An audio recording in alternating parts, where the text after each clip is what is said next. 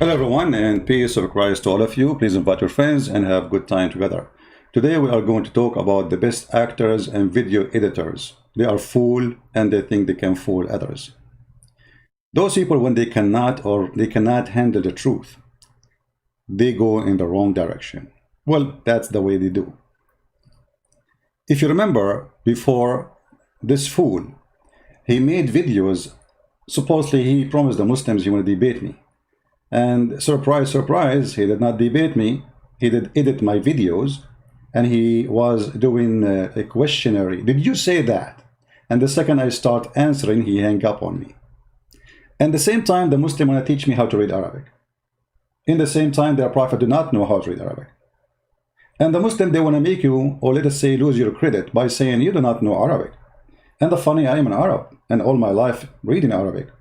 And when I say I'm a scholar in Islam, they say he said he's a scholar in Arabic. Yet both of them, those idiots, they do not know what Arabic is about.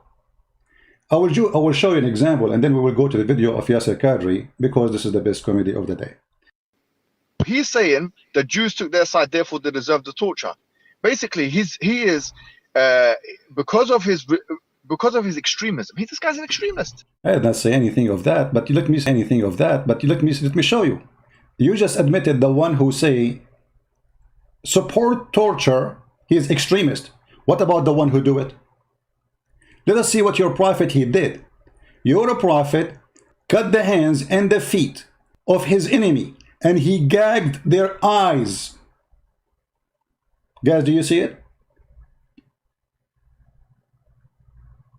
He just said he is against torture. Here you see the hypocrisy of those cowards. Here we see Muhammad, he is enjoying torture. Is that torture to put nails which is heated with fire in the eyes of somebody? Is that torture or not? Is it torture to cut the hands and the feet from opposite direction and crucify them and let them die slowly? So they are against torture, but they practice torture. Actually, Islam, all of it is about torture. The man, he can beat his wife. If you steal an egg, we cut your hand. Is that a torture or this is a penalty? An egg. Somebody, he steal an egg. In Muhammad, he says, you cut the hand of a person if he steal an egg or a rope. An egg, which means he is hungry. A person, he needs some food. How you cut his hand? Under what logic? That is torture. That is not penalty. So those cowards, they play angels and they play victims. Now, I'm not going to play really too much of those, a lot of garbage there. But I want to go to this video made by an ex-Muslim. His name is Samir Abdullah. I have a conversation with him. Actually, he's a nice guy, but you know, we disagree about many things because he is an atheist. But we agree in many things about Islam. This guy, he is the one who got Muhammad busted, by the way, about the video of Yasir Kadhi. And there's a link for his video down. You can go to his channel. Let us see what Mr. Samir Abdullah, who is an ex-Muslim, saying. Yasir Kadhi is no stranger to controversy. Being the academic, he has sometimes ruffled feathers with comments he has made on different issues. This time, even worse than before. He said something now, again, that shook the ground or pulled the rug below the Dawah guy's feet. So much so that Muhammad Hijab took the drastic step of deleting the last 30 minutes of his interview from the point Yasir Kadhi started talking about, guess what? Quran preservation. Hold on, my friend. Mimi Hijab, he did not do it. It was Allah who did it. Isn't it Allah who do the same? Allah in the Quran, he says that if you want you to forget Quran, if Allah, he calls you to forget Quran, he will give you something like it or similar. So Mimi Hijab, he have part he don't like, and Allah told him we need to make them forget it, the same as the Quran. And the funny, they say to us that the Quran is preserved when the Quran itself saying that Allah caused the Muslim to forget the Quran. And what was the verse was made by Muhammad because himself he forget the Quran. If we go to the hadith, we will find that Muhammad was really forgetting the Quran.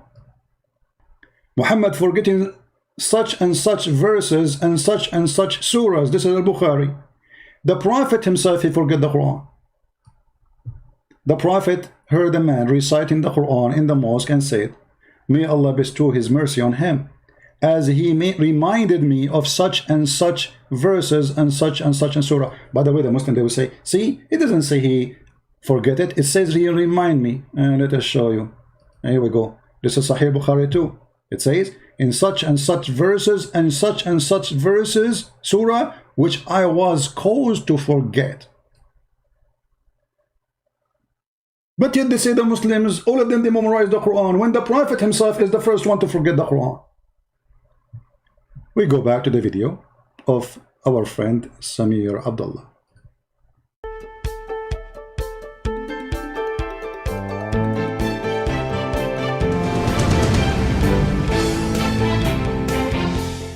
This is your friendly neighborhood ex-Muslim Abdullah Samir here.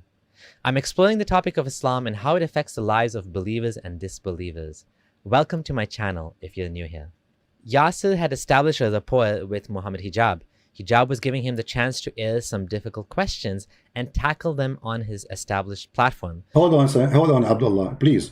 You know, you missed something. We need to introduce who is Yasir Kadhi to Mimi Hijab first. If we go, we will see Mimi Hijab introducing Kadhi as his master. Listen carefully. Who is Yasir Kadhi? Mimi Hijab, tell us. Someone who has done it all in dawah, has been in the East and has been in the West, has acquired, as I say, more degrees than a thermometer. Dr. Yasir Kadhi, how are you? I mean, his guy do not need introduction. This guy is a big sheikh. This guy, he known in the West and the East. And later, they cut his video. Look. The video here is 1 hour, 16 minutes and 26 seconds. How many? 1 hour, 16 minutes and 26 seconds. How is the original video? 1 hour, 45 minutes and 8 seconds. What happened? The video went in diet. In less than 1 hour after the interview happened, Mimi Hijab, he went in diet and he cut a huge part, is gone, disappear. This gives Yasir Kadhi credibility and a safe space to discuss with someone friendly on his side while quashing the worst rumors and attacks that are coming up against him. It's a smart move. The last conversation that Hijab had with Yasir Kadhi, however, took an unexpected turn.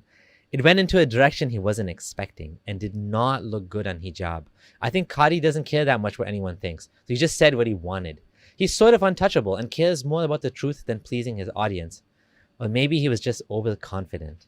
Hijab asks a question about the Quran email leaks, which I discussed in my video, Yasir Kadhi Has Doubts in Islam. Email leaks. They are speaking privately about the Quran corruption, privately. Why you want to leak it? Because we are Muslims. We betray each other. And this is the example. Hijab said Brother Imran, aka Dawah Man, had leaked some Quran preservation emails. And can you explain yourself about these emails? Do you consider the Hafs and Asim and so on Munazzil, meaning revelation from Allah? Here is what Yasir Kadhi said. So one of the brothers, he did something, again, unethical.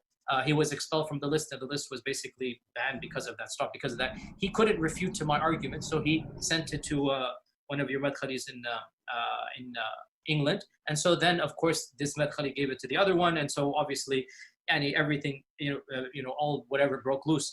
But again, this was not something I brought up in public, and I would never bring it up in public. And I don't think it. Why you will not bring it up in public? Why? Burqa. The burqa religion. Anything is a shame for stupid, we put a burqa on it. We will not bring it in public. Why you are doing that? It's not for our benefit. People will laugh. And we are laughing. Here we go. It's in public. You see, the Muslims, they say, if Allah will, nothing will happen. It's Allah will. So it's obviously Allah will to get you, all of you, busted. And to get himself busted by Allah will. It is wise to bring it up in public. It's not wise. Every single student of knowledge knows, who studies Ulum al-Quran, that the most difficult topics are ahruf al-qira'at. Every single.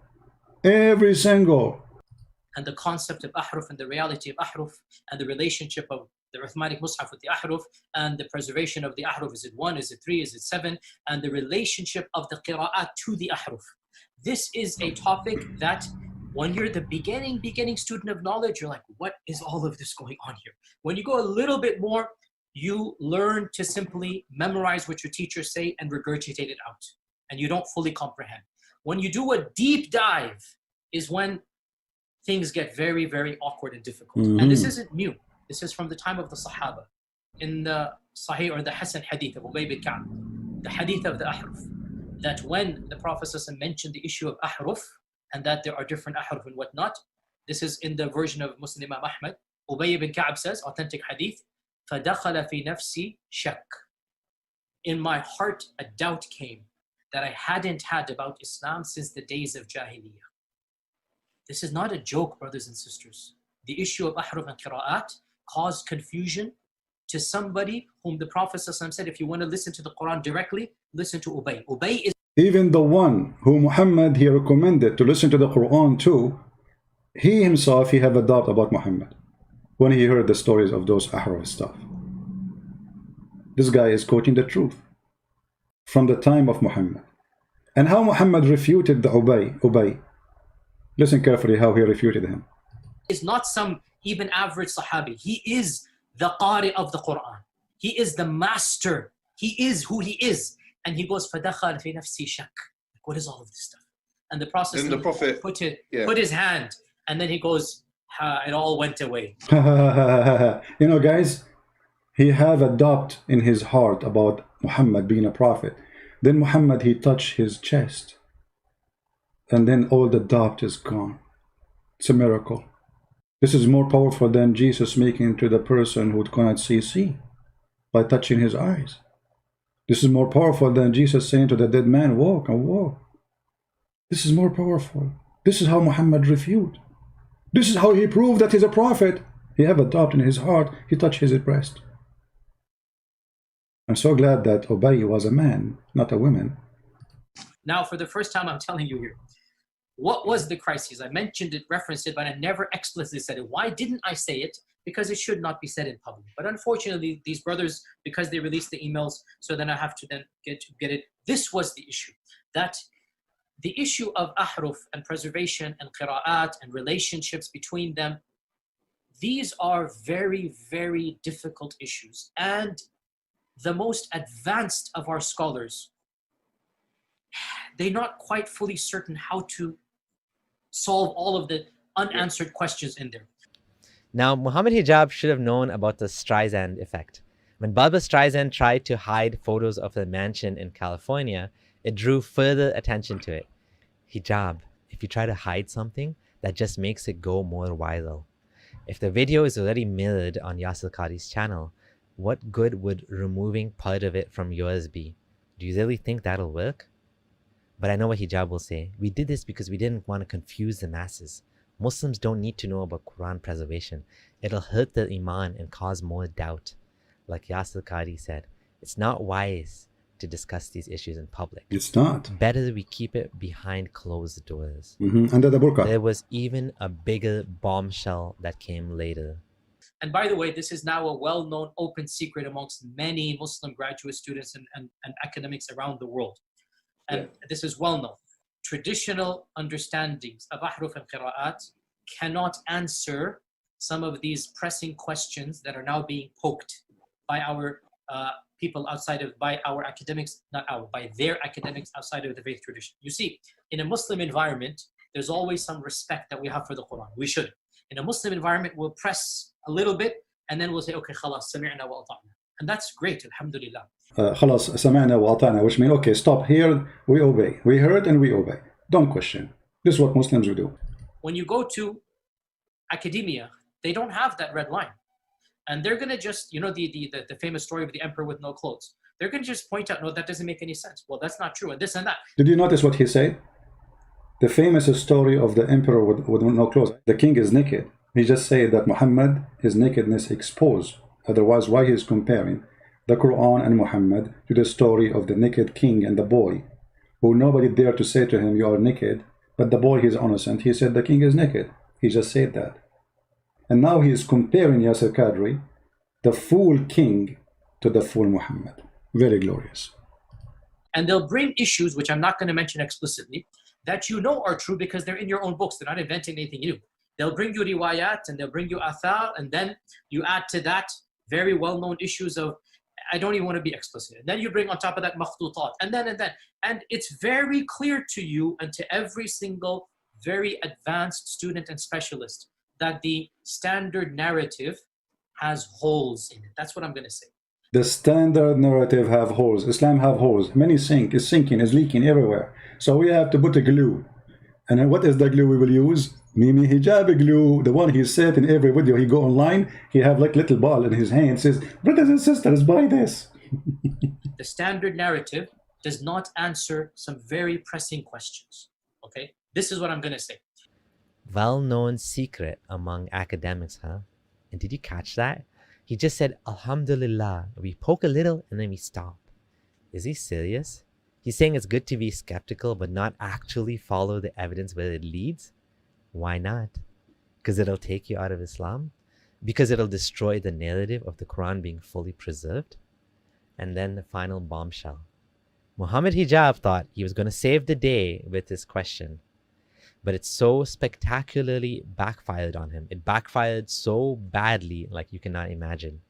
Hijab asks, if you had a blank mushaf, meaning a Quran, and write down with no interference what was revealed from Allah, would you write down what corresponds to the existing Quran we have? Yasir Kadhi interrupted him and didn't even let him finish the question. Ask you one question to try and make this as specific as possible. I think if I were to give you a blank mushaf, yeah, and tell you to write what is munazzal verbatim from Allah into that mushaf with no human interference, would you write something which corresponds? It's not an easy answer. It's not an easy yes or no. It is enough for the Muslim to believe that the I think Quran this should is be an easy yes or no, though. It should be. Yes, Should be. I have to. Okay, very, very well. So I beg you. I beg you. It should be an easy, please. Come on. I mean, come on. Just make it seem easy, brother. Come on. This should be an easy. Like, I mean, this guy, he cannot keep his mouth shut. He want to continue. He tried to fix it. He make it blind. The first eye is gone. Now he is making the second eye go blind. And now he have no eyes. it's enough for the Muslim to believe that the I think Quran this should is be an easy yes or no, though. Yes, Khadi. I have to. Okay, very, very well. So, yeah, Muhammad, after we get off this phone call, me and you, let's have a number of discussions. No problem. I'm very open with advanced students. But these issues should not... Look. Did he call him a student? Did he call him a student? Advanced student. He is advanced student. And Mimi hijab like a puppy. He did not say, I'm not your student. He did not say what I'm talking about. I'm not your student. He said, I like discussion with advanced students. Calling hijab a student of him. And yes, he is. He have tons of interview in the car. Even he asked him about things which is very silly. What to do. After we get off this phone call, me and you, let's have a number of discussions. No problem. I'm very open with advanced students. But these issues should not... Look, it is Kalamullah, what is going to be written. It is Kalamullah. It is what would you write? You're pushing me. And I'm saying it's not hikmah to... Listen, I have a condition. Like I said, everything I say is going to be factual. If I wanted to do tawri and whatnot, I would do it right now in front of you. There is no need for tawri. You say if you want to do tawriya, you see the Muslims, they do tawriya, which means they do taqiyya. They hide things. They use burqa. Imagine they are saying that this is what we do. He says, but it's not time for me now to use tawriya. I'm not going to hide it now. Don't force me now. Because this conversation is between two Muslims and supposedly the audience are Muslims. So there's no need for us to do tawriya now and cover it, but there's no need to put it in public. The Quran is the uncreated speech of Allah. The Quran is preserved. The Quran is known. The Quran is mutawatir. And alhamdulillah, all of the qira'at are the Quran. All of the qira'at are authentic. Alhamdulillah. Leave it at that, ya akhi. Beyond this... Leave it at that. That's it. Don't discuss it. Honestly, I have no problem. We'll have a discussion or take my class. Or take my class. Did you see what Muhammad Hijab said to him after he said to him, take my class? He cut the video. But beyond this requires background information. It is enough for the Muslim to know that the Quran is the speech of Allah that has been protected, and what we recite is the kalam of Allah. That's it. That is enough for the Muslim to know. I appreciate what you're saying, but There you have it, folks. The Quran is the speech of Allah. It's preserved because it says it is. End of story. Stop asking questions. Don't worry about it. Just do your 5 times prayers and carry on. You know, it's even worse than this. Hijab is now distancing himself from what Yasir Kadhi said. So much for supporting his guest, his scholarly guest. He issued a statement that included, if Dr. Kadhi holds an opinion that opposes the ijma, consensus, of the ummah or makes anti-normative claims, he will be refuted. Can you imagine talking about your guest like that, an esteemed scholar? What a slimy thing to do. To throw him under the bus to save yourself. At least you could have defended his brother. Not much of a friend behaving like this, if you ask me. Absolutely. This is Islam, my friend. They betray each other. It's like a hyena, a tribe.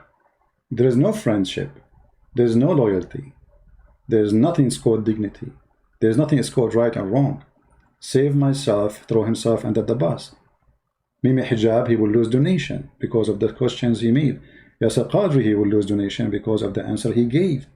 Both of them now, they are in chaos. The first one is hiding, the second one is hiding too. He said clearly, we should not put it in public. I'm not going to answer you in public. Don't force me, don't push me. And then he says, you will be refuted. A second ago, you were asking him for his opinion. A second ago, you were agreeing that you are his student. Tons of interviews. Yasir Kadhi, what we should do here? Yasir Kadhi, what do you think? Yasir Kadhi, and this is what this interview is about. He's asking Yasir Kadhi what is right. So how come Yasir Kadhi will be refuted now? Because Yasir Kadhi, he said that no one dare to say.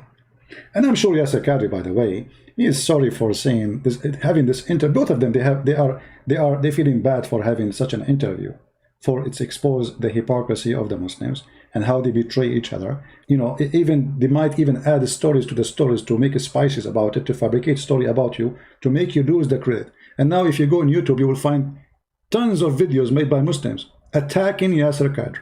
Suddenly all the Muslims want to refute Yasir Kadhi. But the fact, the one who did this problem is Mimi. May Allah bless him and give him extra version. So those people, they have no dignity, no honesty, fraud following a fraud. You will notice the second you leave Islam, the dignity come back. Like what happened to this gentleman. He's being honest. He is born of a Muslim family. His family, all of them, I think, Muslim. Actually, not only that, I saw one of his videos. He's saying that he was working in da'wah. He want to promote Islam. He want to invite people to Islam. And then the more he learned, the more he noticed that Islam is nothing but a fraud. So when there is a Muslim, he have a dignity. He act with his dignity. So we can say not all Muslims are the same. Muslims who they are doing business like Mimi Hijab are a fraud. They do the whore business. And the whore business is very simple. Everything is for sale. God, religion, prophets, and even their friend Qadri is for sale now. So they can make profit like their prophet, the prophet of the booty. Prophet, booty, Muhammad. Thank you all for being here. May the Lord bless you. Until we see you soon again. Christ is Lord. Islam is a fraud. And thanks for Mimi Hijab and all the team for the bad play, which we enjoy. God bless. Take care.